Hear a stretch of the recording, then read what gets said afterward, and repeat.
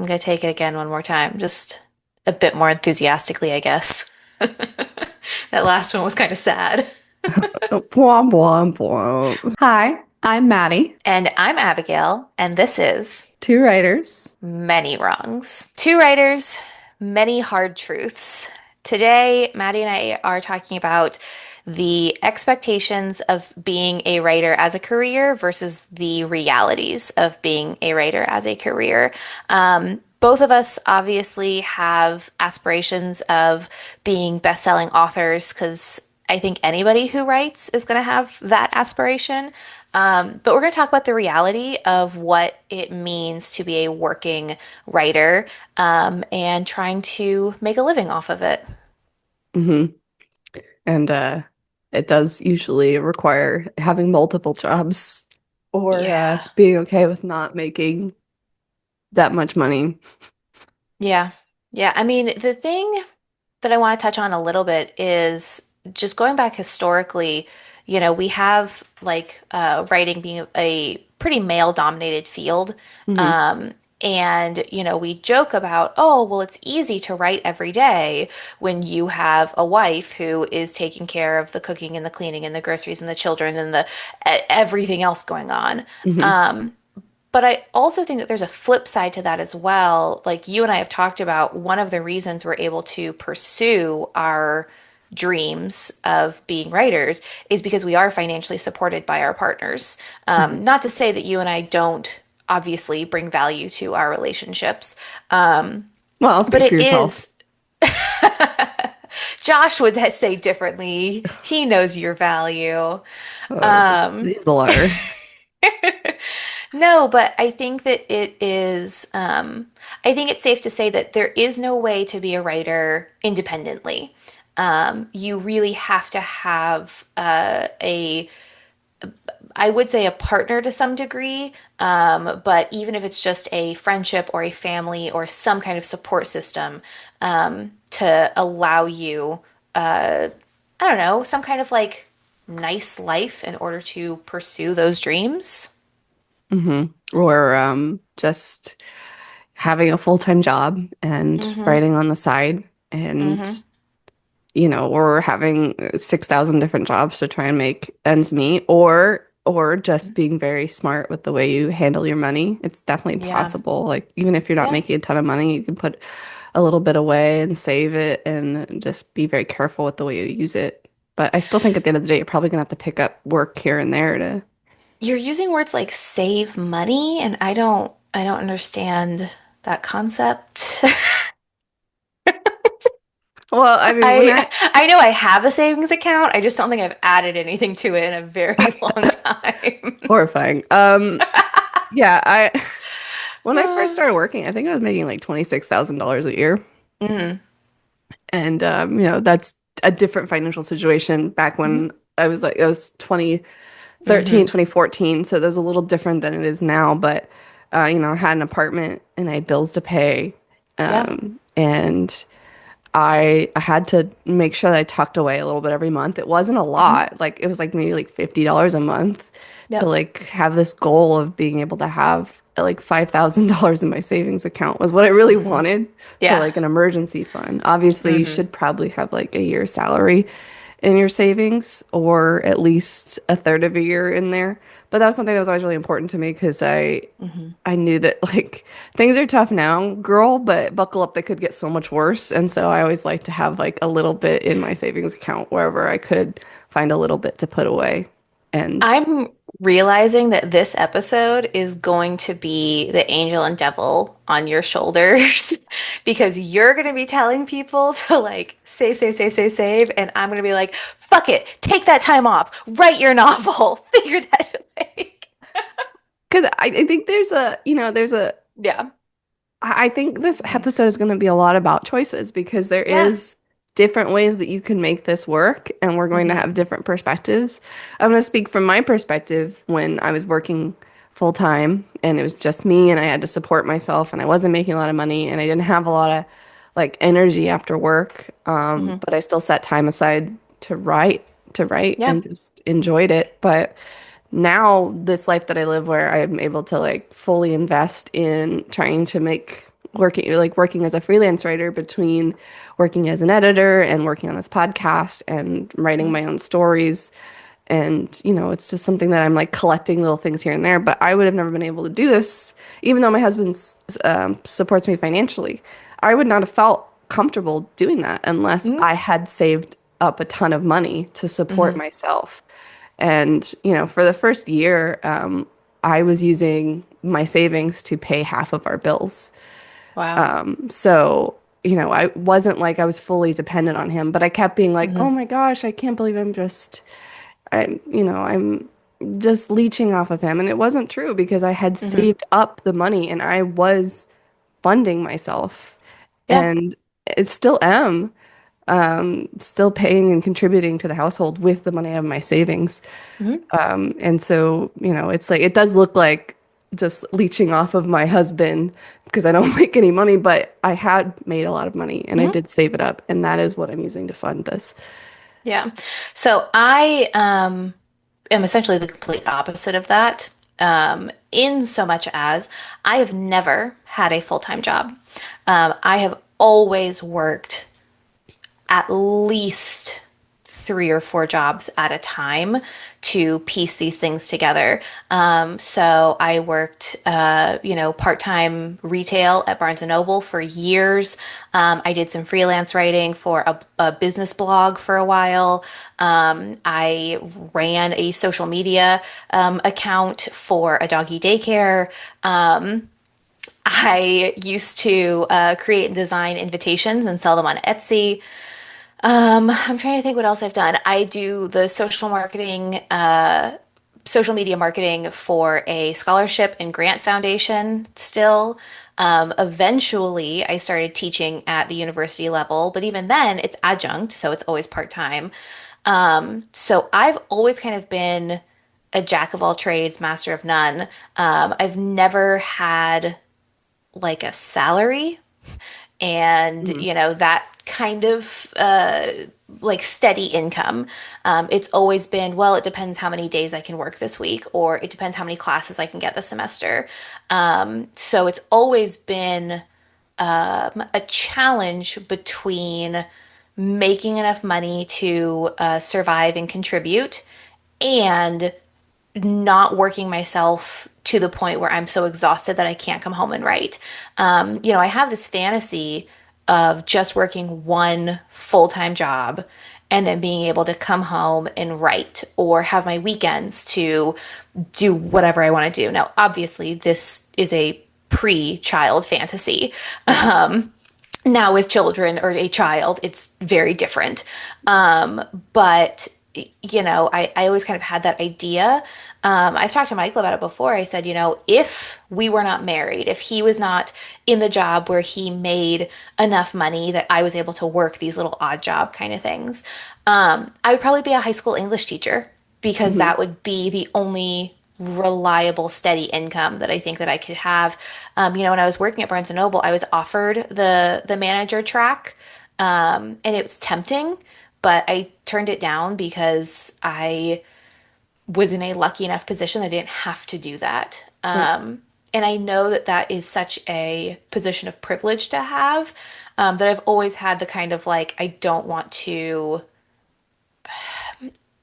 I guess, like sell out for lack of a better word. Like, I don't want to become a corporate girly.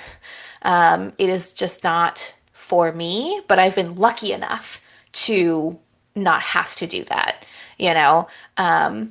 And I think that's one of the hardest parts about all of this when we talk about the reality versus the fantasy of being a writer is, the fantasy is that you get to write for, 8 hours a day as if it was your job. And then you turn in your manuscript and you get this great advance and you continue to get royalties and you just write one book after the other. And all of them are New York Times bestsellers and, whatever. Hmm. You're Versus getting the movie reality, deals. oh, right, Yeah. exactly.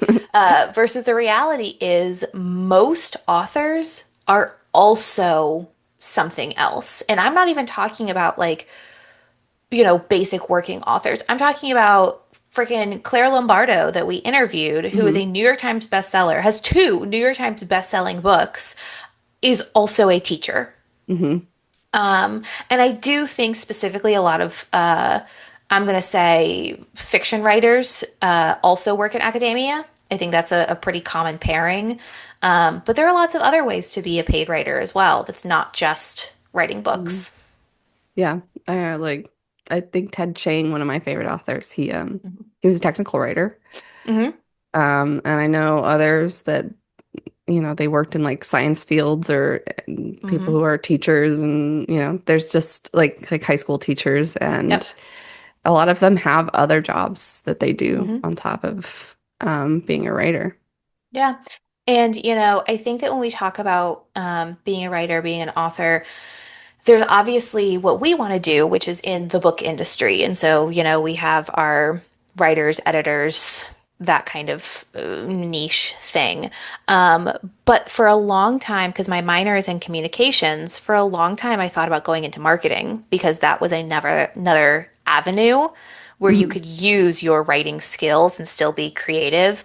But it's one of those things that we don't really think about them as writers, but people who write marketing campaigns or content for ads, any of the rest of it is still a writing skill that you can make money off of, and you are Mhm. a writer.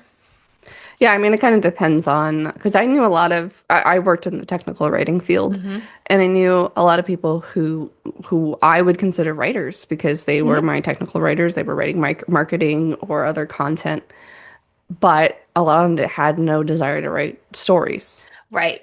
And so, it's a different type of Hmm. writer, but still a writer nonetheless. But, there were other technical writers that wanted to be fiction writers like me. Hmm. And so, there's that overlap, but it doesn't necessarily overlap, if that makes sense.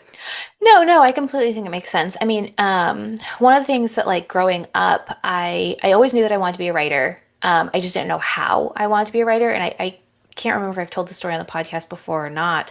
But when I was growing up, I really, really wanted to be a journalist, Mhm. which honestly I think is why I love doing this podcast so much. The interview portion of it and getting to talk to people and understand what their lives like. I loved that idea. I also was completely enamored with Harriet the Spy. So, like, the idea of being an investigative journalist and, was really appealing to me at the time. And then there was a brief stint where I thought I would be a poet, which, as we all know, is not a money making avenue generally. And then eventually, fell in love with fiction and books and all the rest of it. But it's all a way to be a writer for a living.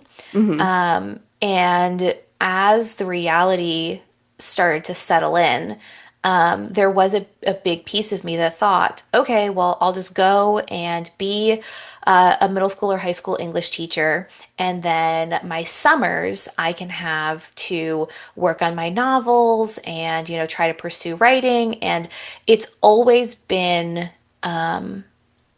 a part-time reality versus the full-time dream.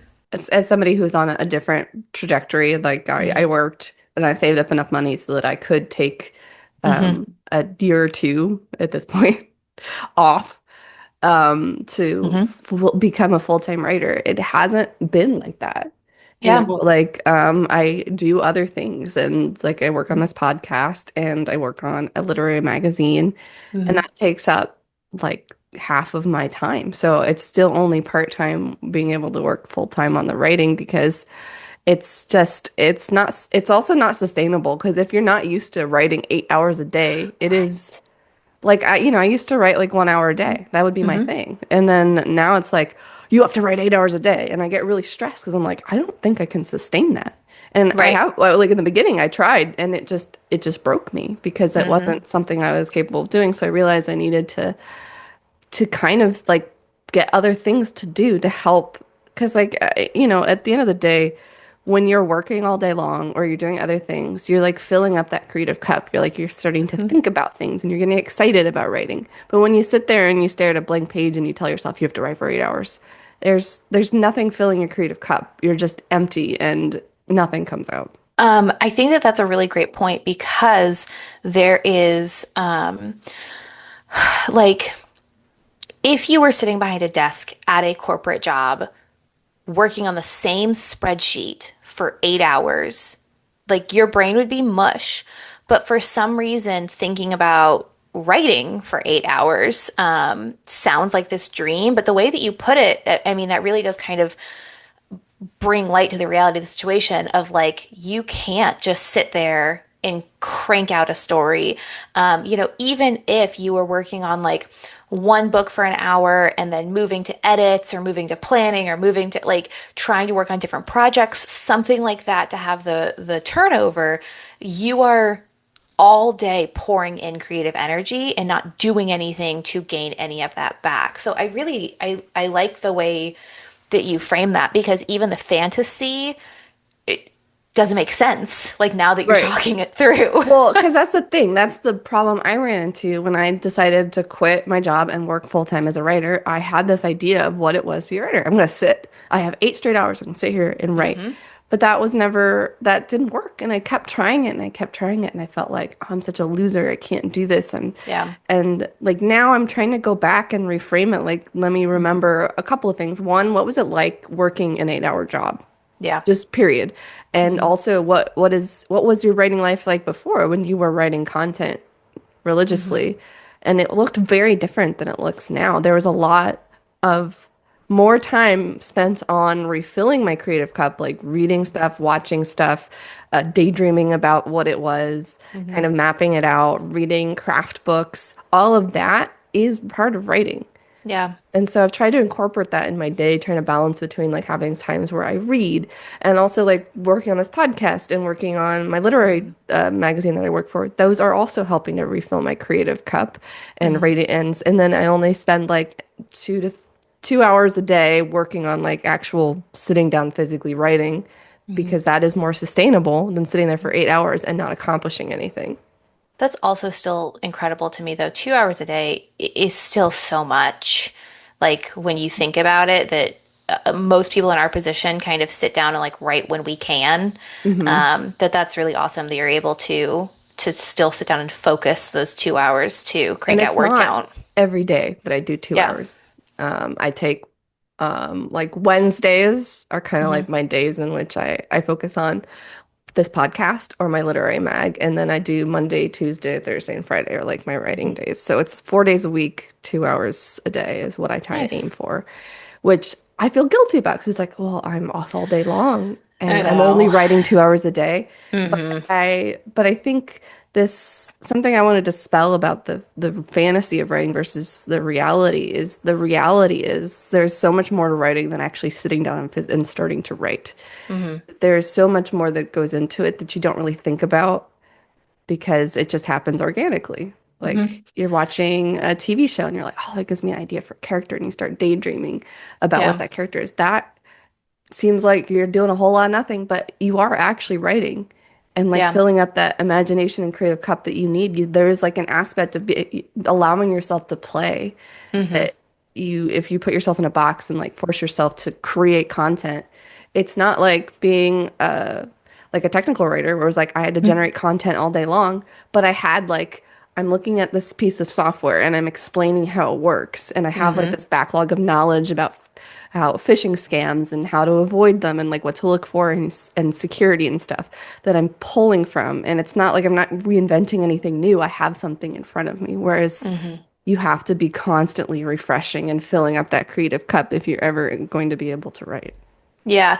I think the other thing that's really hard about it is obviously we live in a capitalist hellscape, so there is the idea that like you have to be productive in order to have value.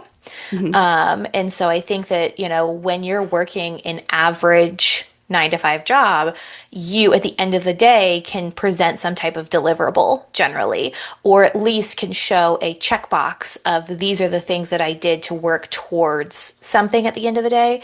And it's a lot harder in creative pursuits. So, if somebody were to ask, it's like, oh, well, I read a book that gave me an idea that I'm gonna try to implement.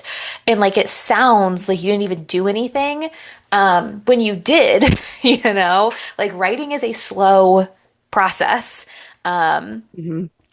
and I think that's one of my hardest things is because even when it comes to, my other 57 jobs, I feel like I have to have something that I can present or like, switching gears a little bit when we talked about like our partners supporting us financially, part of the trade-off of that is I want to make sure that I am also being a good partner and make sure that the fridge is always filled with food and that the house is clean and the, baby's taken care of. And like, yes, it's going back to those like traditional values, but also it's just a balance of labor. Hmm. And so it's one of those things where it's like if someone were to ask me, what did you do today? I want to be able to give them a checklist of like, these are all the productive things I did. And that's not always a healthy mindset. Well, because that's not. And writing, I know we've talked about whether writing is a craft or an art. I Hmm. do think it's both, but I also think you need in the mindset of it's an art too. Yeah. And you have to think about the fact that art is weird and it's Hmm. not it's a completely different, it's not left brained. Like a lot of Hmm. jobs that we do are very left brained. It's right brained. So it's kind of like scattered and daydreamy and weird. And so it's hard to explain the entire process. And like if you really Hmm. sit down and you think of everything that went into the book you're creating, you're probably not just going to think, oh yeah, I sat and I researched and I wrote. Right. You're going to think, oh, and I heard that song and it reminded me of it and that Hmm. sunset I saw on that one Sunday. And that's Hmm. not like those aren't things you can put like on a task list of things that you Yeah. accomplished today. It Hmm. just looks very different. Well, and not even when it comes to just the writing aspect of it, but when it also comes to the marketing aspect of it, if you're not taking time to engage with other media, you're not going to know Mhm. where your thing fits on the shelves or in the market. It's so interesting. I just got a TikTok the other day that was a horrific story, but it is in the 1970s. This man had a fortune teller tell him that he was going to marry a blonde and he was going to have two boys and three girls and blah, blah, blah, whatever else. And he ended up doing those things. And the fortune teller had said, your three daughters are going to be in a hugely popular rock band. So he pulled them out of school, locked them in the home. They had to produce and like play music for 8 hours a day. And he was determined that they were going to be this great rock band. They were called the Shags. Um, but he didn't let them listen to any music. So they didn't have a concept of what music was supposed to sound like. So when he paid the recording studio to like lay down an album, the recording tech literally said like, please don't do this. Do not waste your money. Like, this is horrible. Nobody is going to buy this. Like, what the fuck is happening, basically? And if you ever go and listen to their music, it's creepy because they don't know what music is supposed to sound like. So it's just noise. And long story short, not really, it's already been long at this point. Once the guy died and like the women were allowed to go out and live their lives kind of thing, like weird indie underground people found their music and they eventually became like cult classic kind of thing. But the greater point is how can you write a story if you don't know what other stories are out there, if you don't know what else is on the shelf, if you don't know what's in conversation with your own Hmm. media? And the same thing when it comes to other forms of writing. If you're a marketing specialist and you don't actively engage in watching TV and seeing commercials or seeing ads, how are you going to know what the trends are and what's selling right now? Yeah. And I think about a lot. There's that piece of advice that you should be reading more than you're writing. Hmm. And if you're writing 8 hours a day every day, you're not going to be Yeah, reading more than you're writing. So, exactly. it's part of that to think of it. Hmm. And I also want to go back to when I worked like a full-time job. If I sat there and I thought about what an actual day looked like, is Hmm. I would commute to work. I'd get to my desk. I'd go say hello to everybody, and then Hmm. I'd go fill up my water cup. And then I'd go to a meeting and I'd listen to like the agenda for the day. And then I would sit back at my desk and everybody would be like, oh, you want to go grab some Starbucks real quick? Sure. So I'd go to Starbucks and then I'd sit down and I'd read my emails and then somebody would Hmm. call me and ask me to like help them with something. So I'd go over Hmm. there. And then I'd have another meeting. And by the end of the day, I did like 2 hours of work total. Yeah. Whereas like the rest of the day was like I was, talking to other people about work that they were Hmm. going through, looking through emails, going to Hmm. meetings, learning about what was going on. But there wasn't really like I wasn't sitting there 8 hours a day typing Hmm. at a spreadsheet. There was like Yeah. breaks. There were like the people around that I like was you about to say the talk. social interactions can help fill your cup too. Hmm. And so all of this, and like also on the way to work, I would listen to music for like 30 Hmm. minutes driving and then listen to music 30 minutes driving back. And all of that is like, but at the same time, I expect myself to sit here and just crank out content for eight Right. hours a day. Yeah.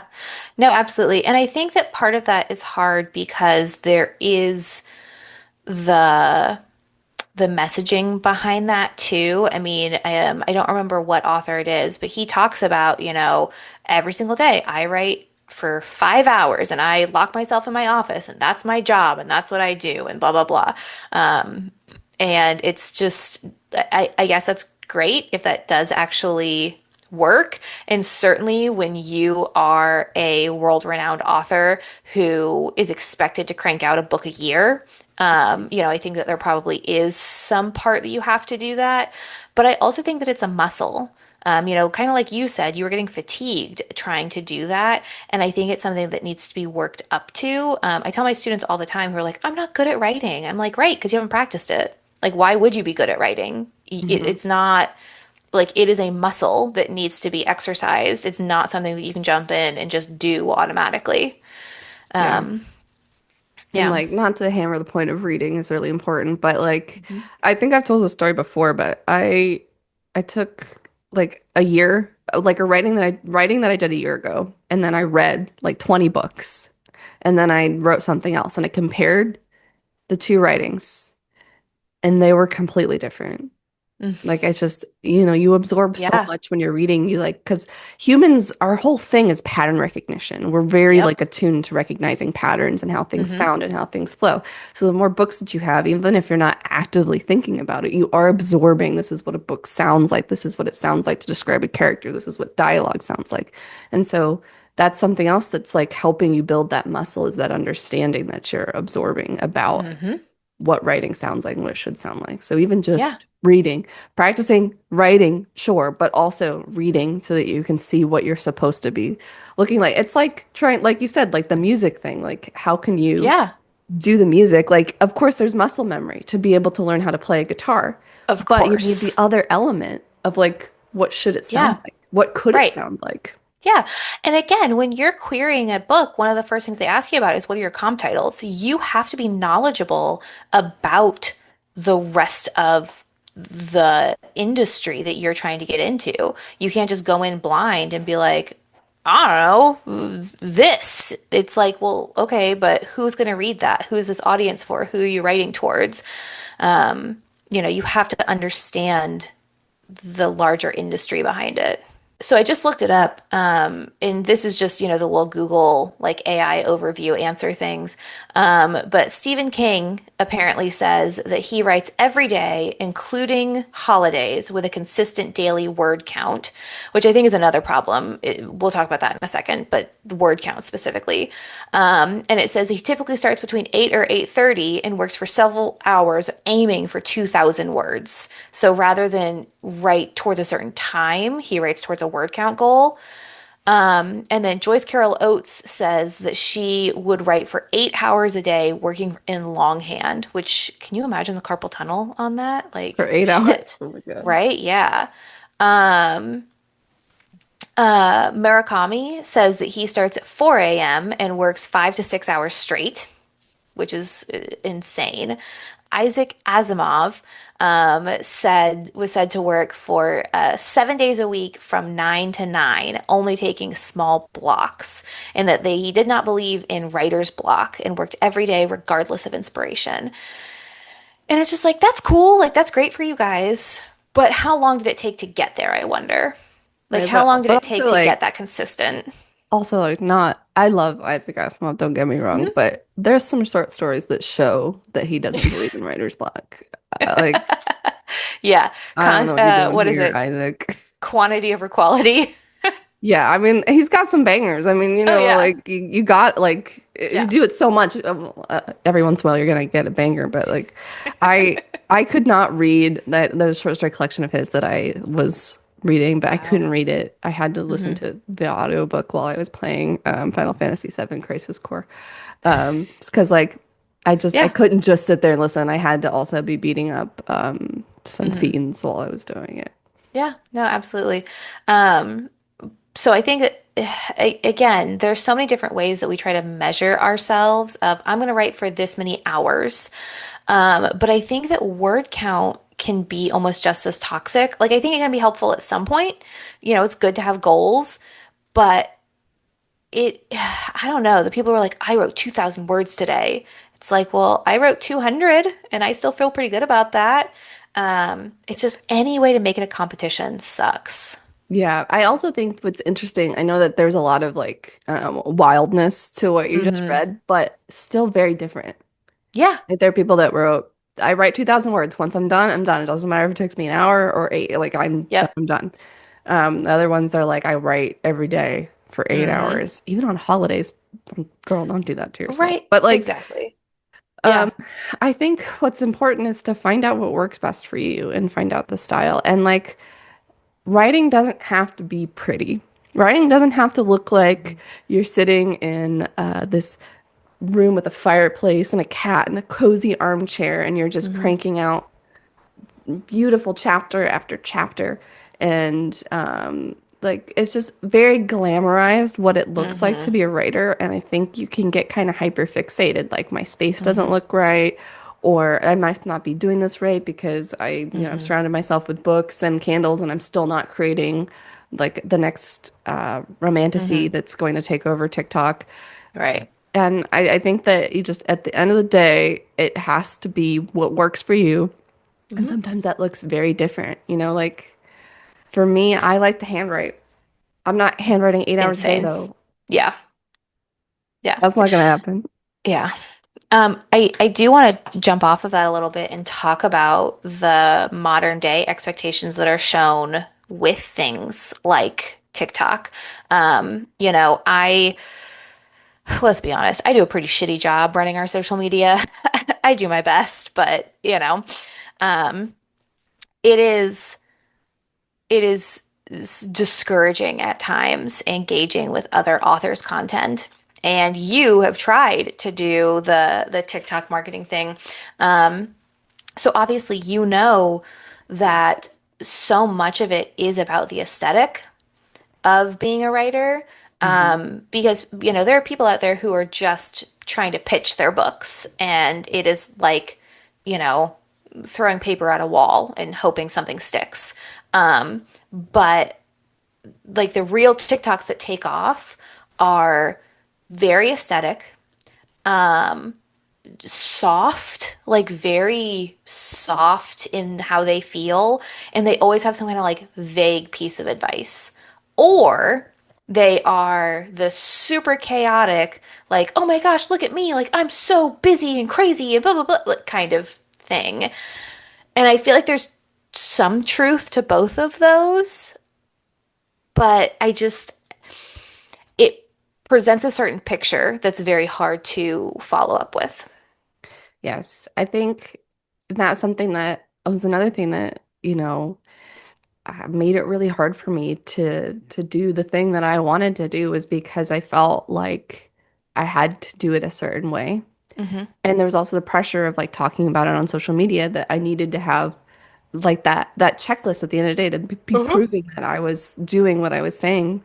But I was getting it was so much like getting into my own head that I had like a little bit of a breakdown, and that's why I ended up Yeah. quitting social media because it just became so all consuming and Yep. it was not about the writing anymore. It was about looking Exactly. like I was being a writer and then Yeah. getting like all in my head like this way I've been doing writing my whole life is wrong.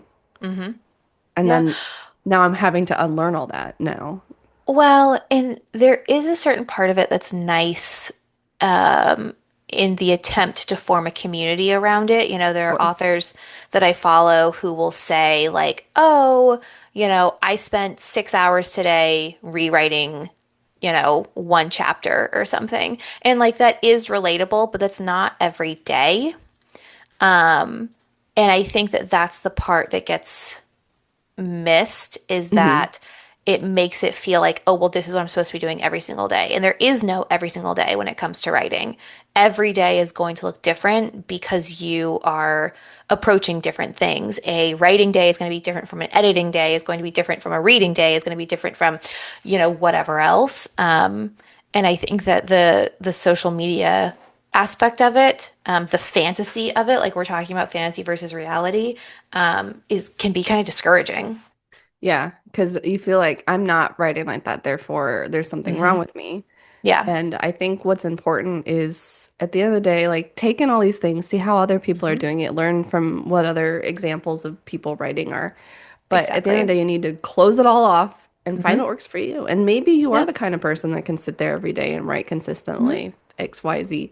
But I also love doing this podcast because we've met so many authors who live really differently. Like we have Hmm. Vanessa Montalban, who's like, I write through the chaos. Whenever I get time, I write. And then Hmm. we have like Paige who's writing in dentist I offices know, all the right? time.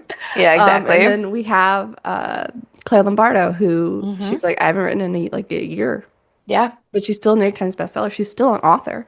You know, Yep. you can't, she's still a writer. She still has that passion in her, but she just isn't Hmm. currently writing. And all Yep. of that is writing. And it's Yeah. important to find the path that makes most sense for you. And then, of course, we have George R. Hmm. R. Martin, which I know like people give him a lot of crap for. Hmm. But at the same time, good for him for being open and honest about, Hmm. I'm still working on this book and I haven't finished it because that Yeah. also shows a reality of like, you may have written the series, but like, what if you can't? And instead of like forcing a book out, he's just like, I'm still working on it.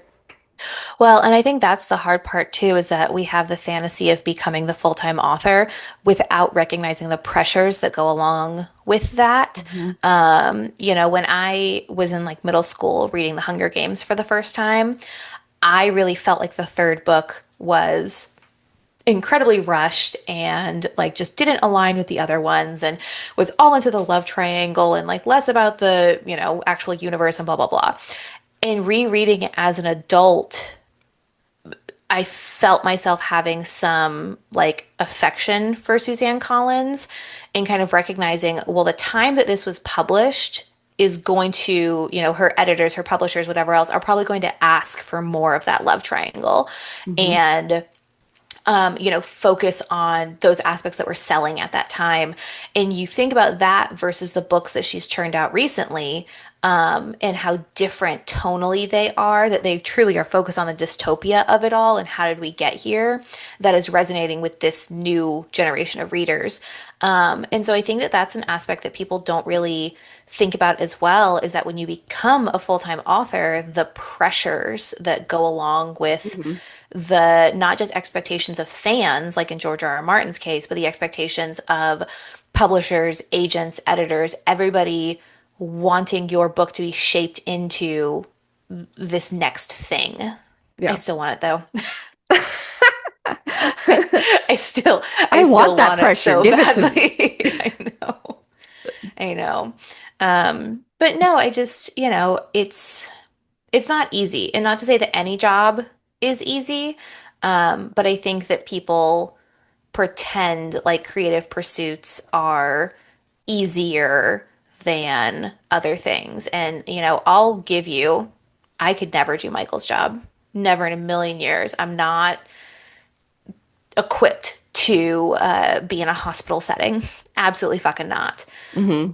But at the same time, it's funny that when he thinks about my job, he's like, yeah, absolutely not. I'm not going into a classroom in front of a bunch of students and, breaking down, analyzing, writing and shit. He's like, I'm not sitting in front of a desk and trying to create characters and worlds. And, I think that recognizing it's just hard in a different way is helpful. Well, I also think like it's just it's a personal thing. Like it's Hmm. something that you want to pursue, and it's not no job is going to be easy, but if Hmm. you have the passion to do it Hmm. and the ability to go in there and do it wrong for a while, I think that's Hmm. something else that when I think Yeah. about technical writing, I when I ended my career as a technical writer, I was a senior director over Hmm. departments.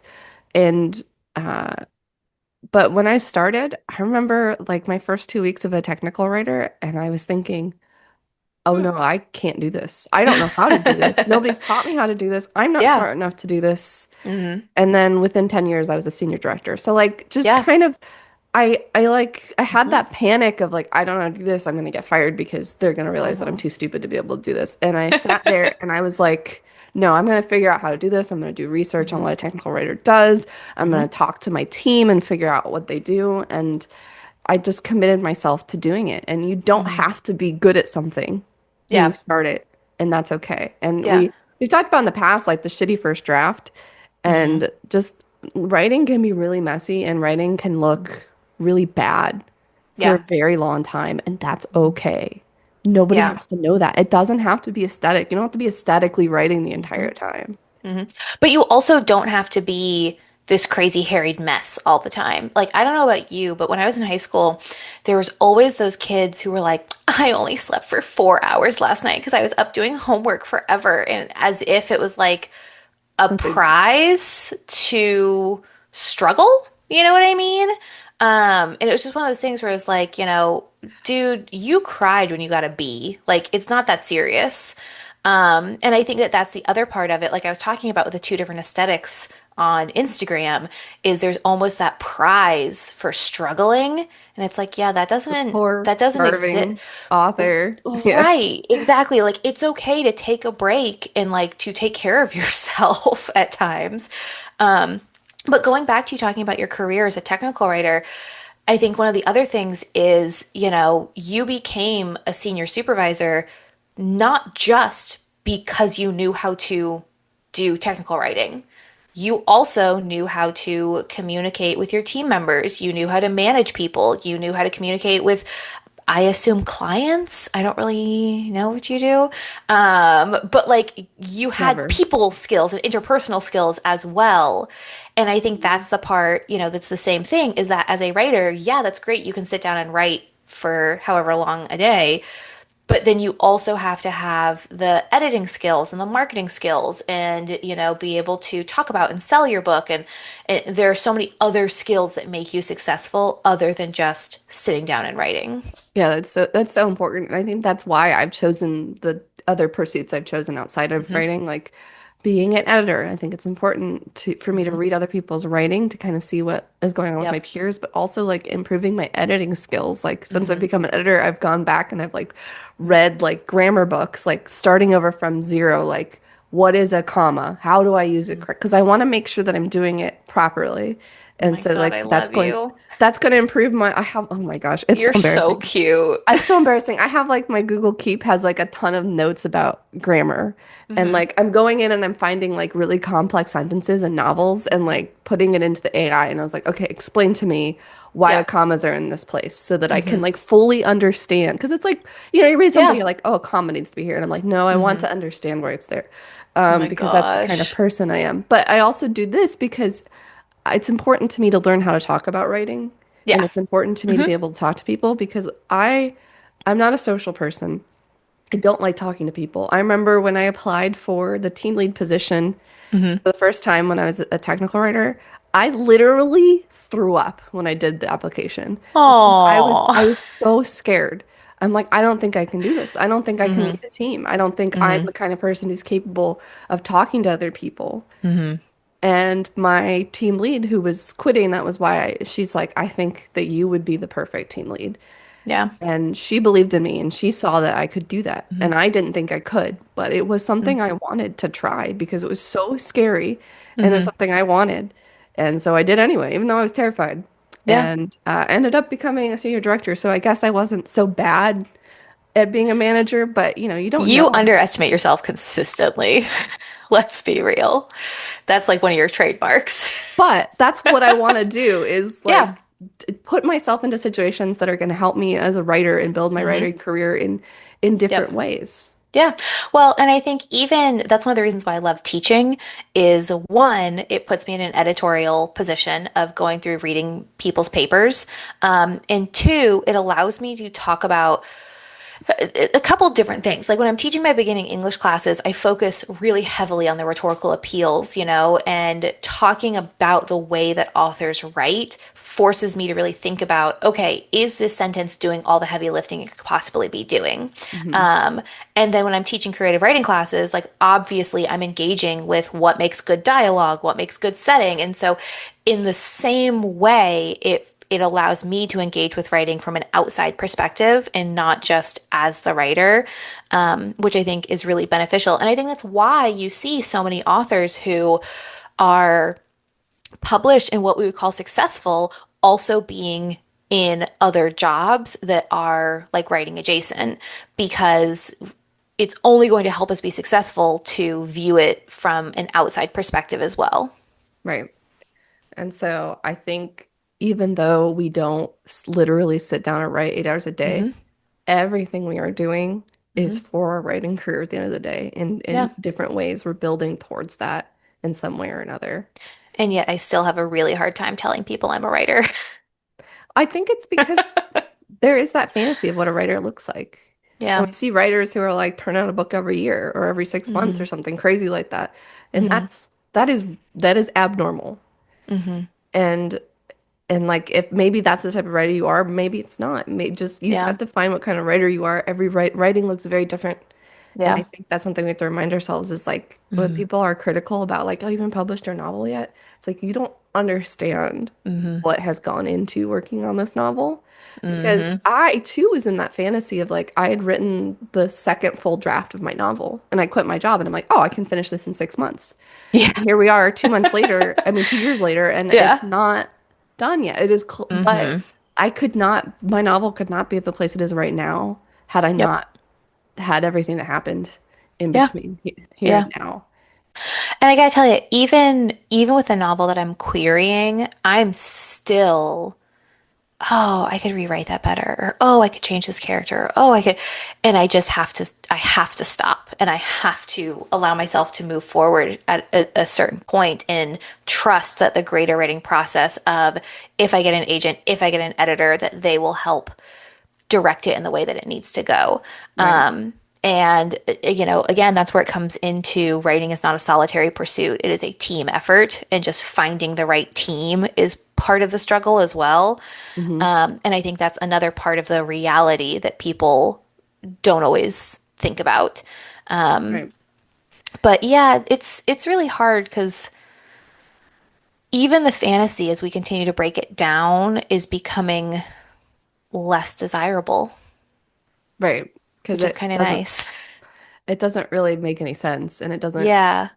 it doesn't look like a nice life. Like Mm-mm. when you were telling the stories about like how like Stephen King always writes on holidays and Hmm. like I that it maybe works for him, but that's not a life that I want to live either. Yeah, Like exactly. I want to have my holidays where I don't do Hmm. anything and I like to have days off where I don't have to worry about doing those sort of things. I Yeah. want to spend time with family and friends and Hmm. not feel pressured to churn out content. Yeah. In the same way that I don't want any job to become my entire life, I also don't want writing to become my entire life. I'm not interested in being an accountant and bringing my work home with me, and that is the sole focus of my life. Everybody deserves breaks and to not feel guilty about those breaks. So yeah, I mean, I think that's I don't know. I just really like your schedule. I like that you have your day off to focus on other pursuits. I like that you have your realistic, I'm going to write for 2 hours on these days. You give yourself your weekends, like you treat it like an actual job and not the fantasy of what we're being told writers are supposed to be. Yeah, and it was a lot of trial and error. But I Hmm. feel like this new way that I've been doing it feels uh right for me, but also it feels sustainable. It feels like something Yeah. I can do. And, Hmm. rather than have like a word count, I have like Hmm. a set time where I sit and I write, and it doesn't matter if I finish something. And every week I have like a writing project and an editing project. Nice. Right now, both are my novel, but there's like Hmm. certain scenes that like need to be completely rewritten. So that's my Hmm. writing project. And then I have Yep. scenes that are more like editing and they're like I used to think like, oh, I have to, if I write this, I got to edit this, or like Right. it has to be make sense. But like right now, Hmm. I'm editing my prologue, Hmm. and I'm like writing a section that's in the middle of my novel, and that sounds Nice. crazy and chaotic, but Mm-mm. it's what makes sense for me. Like Yeah. this scene that I'm writing is really exciting, and I'm Yeah. excited to write it, and the so it's the scene that I'm most called to. So it's the one that I'm Hmm. working on, and it's taken me a couple days to work on it, and I haven't finished it. But it's not like I Hmm. haven't been working on it. I have been working on it. Yeah. It Well, that's doesn't. also a great way to help defeat writer's block too, is to give yourself those like specific areas that you're working on is nice. Yeah, and so I think that that's something that like we talked about before, where you have to try everything. Hmm. And I've over these 2 years that I've been doing this, I have tried everything, Yeah.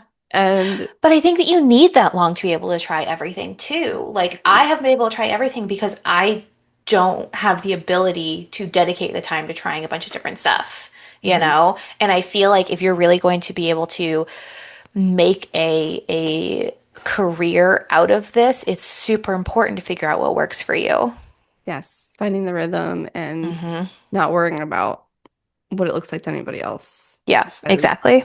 at the end of the day, no one's going to sit over your shoulder while you're writing and think, like, oh, is that how you're writing? I don't think so. God, I hope not. You know, we titled this episode Hard Truths, and I think that one of the hardest truths to come to terms with is that the fantasy doesn't make sense. Like I think that's what I've learned as we've been having this discussion is even the fantasy of being a full-time author doesn't sound that desirable sometimes. And there are aspects of it. Obviously, I would love to be a New York Times bestselling author. But the reality is, I would probably still be teaching. Yeah. And I think too, like, um, there's this fantasy of, being rich and famous author. But Hmm. like, for me, that's not a hard truth. That's something that like Hmm. I've always known that I was never going to be making a lot of money. So that's not really like a hard truth anymore. Like I went into this Yeah. field knowing that. I Hmm. think the hard truth for me is that I can't just sit and generate content. Yeah. And that I don't know, and that, I keep saying I'm going to finish this novel by the end of the summer, Hmm. when another hard truth is I don't know when I'm going to Hmm. finish this novel. I'm going to finish it when it's ready to be finished, and I'm not Yeah. going to force it. And I think you just have to kind of have those conversations with yourself and nobody else, because nobody else is doing this process with you, and you Hmm. have to sit there and you have to figure it out, and that's a hard truth. That is really hard. You know, I talk about like trying to find the time to write, but if I'm honest with myself, it's almost always an afterthought. And that is my biggest struggle as a writer is trying to find time to prioritize that craft. And I think that's a hard truth as well. You know, you talk about like it's going to be ready when it's ready, whereas my hard truth is you have to sit down and fucking do it. Another a hard truth that I have for myself that I've come to terms with is I'm a slow writer. I always have been. Yeah. I always Yeah. have been a slow writer. I wanted to be a fast writer. I tried to like Hmm. force myself to be like, oh, I can turn this out in 6 months. But Hmm. like I've never been. I've never Hmm. been. I remember when I first started writing like an undergrad, and we would do like those little 10-minute quick rates, and like, okay, Yep. everybody, we're gonna do a little thing. And people would read their stuff and they'd be like the most gorgeous, beautiful, well thought out thing. And I'd be Right. like, mine is literal garbage. And it's Yeah. I don't want to read it in front of the class. This sounds really Yeah. bad, and everyone else's sounds so good. And then my first writing mentor, I complained to her about that. Like I'm like, everybody does such beautiful work, and then I try and crank something out in 10 minutes, and it doesn't look good. And she was like, you know the story about the tortoise and the hare? And I was like, oh my God. And she's like, you are the tortoise, because like Hmm. you work a lot slower and you don't Hmm. speak unless you have something to say. But when you Hmm. do bring your work forward, it is very good and Yeah. very meaningful. Yep. And so it's just kind of like I finished this novel, but it still needs a lot of work because I know what Hmm. it's supposed to sound like. And it Yeah. doesn't sound like that yet. And it's not like I'm trying to make every sentence perfect. That's Hmm. not where I'm at. It's I'm Yeah. basically like I've written the story and now Hmm. I need to refine it again and refine it again and refine it again. And now I'm on draft 85 or something. Right, But exactly. it's not like I'm like nitpicking a single sentence over and over again. Yeah, Because I used to think like, oh, you're being a perfectionist, just throw it out there. But it's not right. the story and what I want it to be. It's not that the words are perfect. It's just not, it's the fundamentally the story that I want to tell. It's not there yet. And I don't want to send it to Yeah, somebody until I see my vision on paper. And I don't know how long that's exactly. going to take. Yeah. Which is the hardest part, to not know how long it's going to take, because we want to be able to plan this like we can plan everything else in our lives. We can plan when we're going to take a vacation. We can plan even with a typical job. You have a project that's going to be due. You know what steps need to be taken to get to that goal. And it's not, I think honestly, one of the closest things to writing might be somebody in like a scientific research field, because Mhm. you don't know what is going to yield the result that you're looking for. Yes. Like we are going through the scientific method. We have a hypothesis of what we think this story is going to be, and we have to do trial and error. And people never realize how much error is involved in the Right. trials. And so I think that that's I think maybe the closest comparison we can make to yeah, something and people that's would something I've been thinking about understand. lately too, because again, like I was trying to reframe like the fact that I thought, oh, I'm being a perfectionist, that's why I keep Hmm. rewriting it, but it's not that. Yeah. It's more like Thomas Edison talking about that he found 1,001 Hmm. ways not to make a light bulb, and that's kind of how Exactly. it is. Like I know what the story is fundamentally, but every time I Yeah. write it, I'm like, it's not quite right, Do you and then want to know the one way that he did make a light bulb? by stealing it from somebody else. By stealing it from somebody else. Oh my God, hilarious. But yeah, no, it absolutely is, because that's the thing, is that people don't understand. Like, I will call my mom and be like, Mom, I'm looking for a word. It starts with a W, and this is kind of what it's supposed to mean. And she'll go through 50 words and I'm like, none of those are the right word. And it's not because I'm trying to be a perfectionist, it's because I know what it's supposed to be. I just can't quite get there. And I think that's the same thing. It's the Michelangelo talking about he can see the sculpture in the marble and he's just chipping away everything that isn't there. Like we know what our stories are supposed to be. We know what we have imagined them to be, and we have to take the time to chip everything else away, and it's It's just exhausting. so frustrating as a planner because I plan out Yeah. every scene meticulously and like I break Hmm. it down and then I write it. And I'm like, this doesn't make sense. And I planned it. I planned it so well. But when it's actually like Hmm. in front of me and I've done it, it's like, well, that plan didn't work.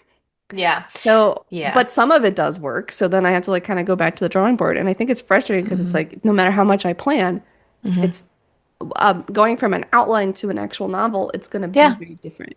And Yeah. so It's the it's same thing. Like frustrating.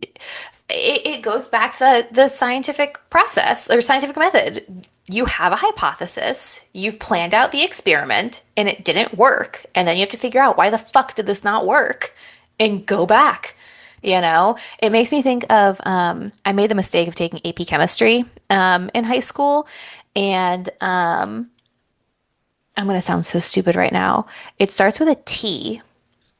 And basically, it was you had a chemical reaction and you would turn the little thing on a drip and count the number of drops until the chemical reaction actually happened, as like the most accurate way Uh-huh. to see when it was happening. And I feel like I'm doing that with my writing sometimes. Like I'm changing this word and then changing this word and then tweaking the sentence and then maybe the paragraph. And I have to go back to this word. Like it's meticulous work. I was a great student because I worked hard. I was not a great student because I tested well or because I always turned my homework in on time. It was because I worked hard. And I can take that work ethic and apply it to my writing, but there is no teacher who is seeing that. We are only being graded on what we produce. And that is really fucking hard sometimes, because I want to sometimes look at these agents and be like, but look, like, look how far Work I've so come. Like, hard. look at my first draft and how shit it was. And now look what I've done. And it doesn't matter. It only matters No. what the end product is. And that's so frustrating. It's so frustrating. That is the fucking hard truth. That's the Like, hardest truth. that is the hardest fucking truth, is it does not matter how long you've been working on a draft. It does not matter how many revisions you did. It does not matter if you sat behind a computer for 8 hours every day or if you cranked this puppy out in 6 months. All that matters is the end result. And that sucks. Yeah. But the thing to remember is every writer is different. And you Yeah, don't and we should have to kill the be. ones that it only takes 6 months. No, no. Just accept the truth. Just stop trying, because that's my problem. The hard truth is Yeah. like stop trying to fit into what you think you're supposed to be doing and do what feels like correct. Yeah. Because I've gotten more writing done this week. I mean, the last Mhm. couple of weeks than I have in a long time because I've stopped trying to pretend to be the writer that I'm not. Yeah. I love that for you. But it's still not a lot, Yeah. but it's more than Yeah. I Yeah. have been doing. Yeah. I mean, at this point in my life, I'm lucky if I get to write once a week. Well, talking to you always makes things a little bit easier. It's nice having a partner in all of this. It is. It is nice to kind of feel like you're not just screaming into the void, and there is somebody who Mhm. who sees how hard you're working. Yeah. I'm Abigail. And I'm Maddie, and this has been Two writers. Many Wrongs.